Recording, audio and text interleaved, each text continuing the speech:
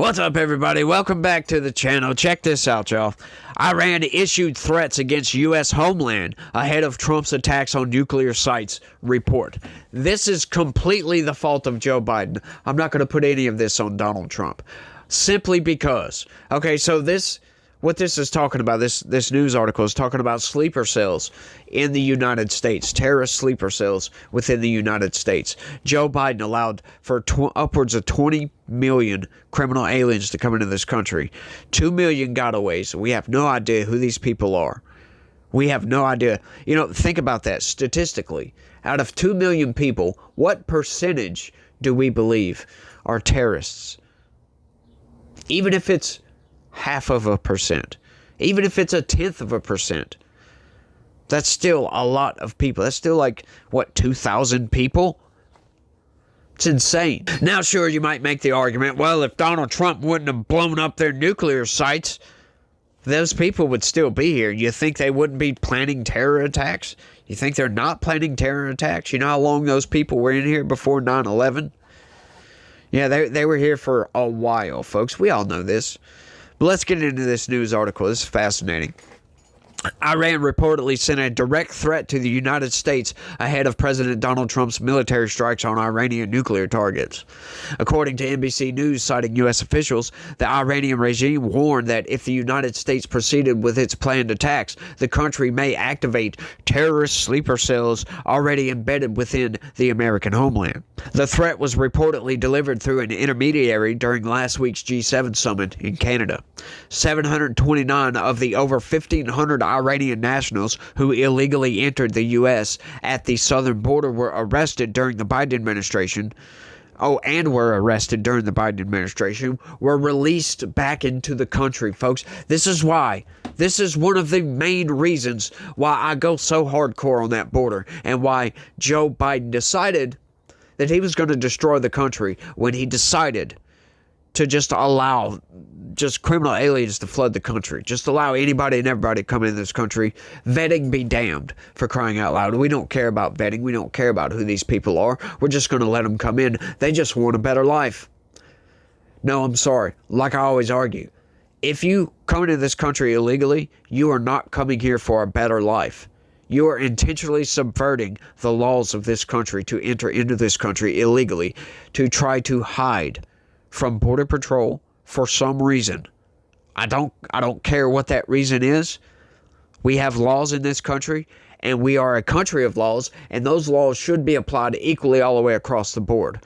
Why would we give somebody mercy because, they came from a war-torn nation and they just want a better life? Do you think you deserve mercy because of that? Do you think that if you break our laws that we shouldn't prosecute? Like, where's the selective enforcement here? Like what do we choose to selectively enforce? It's a ridiculous notion, in my opinion. Just to select, let's just ignore this because, they just want to come here for work. I'm sorry. That's just not how laws work, right? Like the person that goes into a Kroger grocery store and steals a loaf of bread, we don't just let them go because they're hungry. I mean, some people might. But if a cop sees somebody stealing something, they're going to arrest them, regardless of their situation. You know, there's other methods to get food besides theft, right? Just like there's other methods to get into this country besides trying to fly under the radar, trying to be a stealth person. It's insane, y'all. Sorry for that rant. I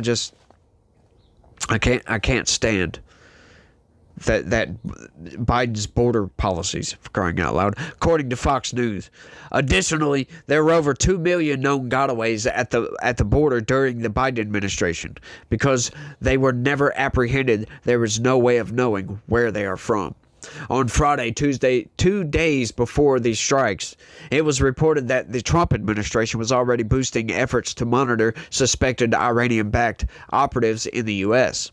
FBI Director Kash Patel has reportedly ramped up initiatives aimed at identifying and tracking Hezbollah-linked sleeper cells possibly operating under Tehran's direction. Hours after Trump addressed the country following the strikes in Iran, the DHS issued a memo warning of a heightened threat environment in the U.S. The memo didn't cite any specific threat, but came as Iranian officials promised retaliation against the U.S. Yeah, but they've already carried out their retaliation. And what kind of retaliation? They called ahead, by the way, which that is what it is. Yeah, they struck one of our bases in Qatar, and they called ahead so that people could evacuate. I mean, how come we don't have an Iron Dome over these Middle East military bases, for goodness sakes? Like, do we not have missile defense systems in place for these places? Or did it fail? That's what I would like to know. I haven't looked into that news article yet, but it is what it is. Tehran has previously vowed retaliation against officials involved in the 2020 assassination of Iranian Quds Force commander Qasem Soleimani, a strike ordered by then-President Trump. The regime has frequently invoked Soleimani's death as a justification for potential revenge operations. Last year, U.S. federal prosecutors charged an operative with Iran's Islamic Revolution Guard Corps and 2 individuals inside the United States with plotting assassinations of prominent critics of the regime, including President Trump himself. That is right. The foiled plot confirmed fears that Iran's reach has extended beyond rhetoric, involving direct attempts to conduct terror on American soil. The New York Times reported this week that U.S. intelligence has picked up signals that Iran-backed militias are preparing retaliatory strikes on American military installations in Iraq and Syria. Yeah, good luck with that. Of course, this is going to happen, but, that calls into question, what do we do? Like, seriously, what do we do about a state like Iran that is enriching well past civilian grade for the uranium and getting really encroaching closely to weapons grade uranium? Like, it's insane. And I'm totally in the camp that Iran does not need to have any sort of nuclear anything at all. Power plant, none of that. I think it's just too dangerous to allow them to enrich uranium, because they could, once again, like I've been saying, they could have secret installations where they could be enriching this uranium well up to 90%, well up to weapons grade. The higher you enrich, the more devastating the bomb is. And it's like, that's not a good thing. And it's not necessarily that they would nuke something, but you could build a weapon that would irradiate a city, right? Or several cities. And radiation is just as deadly, right? But it's even worse because it takes a long time for you to die due to the radiation. It's a real nasty. You can render areas uninhabitable for thousands of years. Look at Fukushima, for crying out loud, in Japan, and Chernobyl, for goodness sakes. I mean, it's just crazy what can be done with radiation, for crying out loud. What can be done with this like plutonium or uranium or anything like that.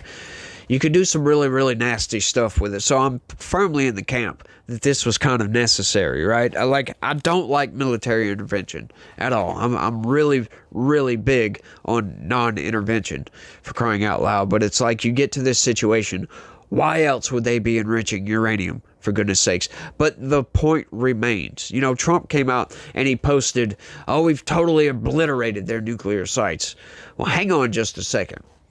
We were just talking about this before he did it, and I was saying, or at least an expert was saying, it wasn't me that was saying this, but the experts were saying that those GBU-57 bunker busters, the MOPS, if you will, they penetrate 200 feet into the ground. Well, Fordo was 300 feet into the ground. So I was saying, or the expert was saying, and I was just reiterating that you would have to hit the same spot. Like, one of these bombs would have to penetrate down 200 feet and then detonate.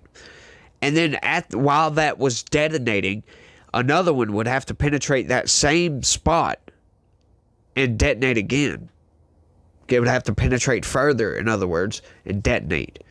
And we're not even sure if that would reach it. So I'm not completely convinced that it was obliterated or damaged beyond repair. In other words, like, once again, like I was also saying in that video, that Fordo facility is kind of expansive for a reason, right? It was done intentionally like that for that reason. So I don't think that we obliterated anything except what was on the surface. Like, maybe they did the other nuclear sites. I forget the names of them right off. Maybe. But Fordo, I'm not convinced yet. I would have to see some evidence of that. I mean, hopefully it is, but also we're also getting reports that Iran moved all their fissile material, or their, uranium or whatever.